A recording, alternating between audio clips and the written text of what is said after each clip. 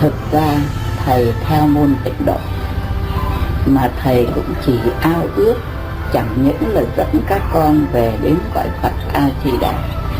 mà thầy nghĩ rằng giá mà thầy có đủ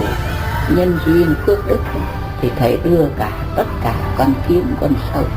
muôn loài vạn vật về cảnh giới Phật A Di Đà. Bởi vì tội gì mà cứ chịu khổ, tội gì mà không đem cái sự an ổn yên vui cho tất cả chúng sanh. Thế cho nên cái mục đích của thầy là dẫn,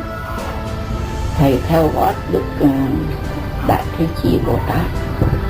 dẫn tất cả muôn loài vạn vật về tịnh độ,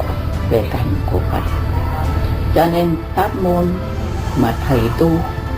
mà hiện tại thầy đang dẫn các con đi là pháp môn tịnh độ, cầu về tịnh độ.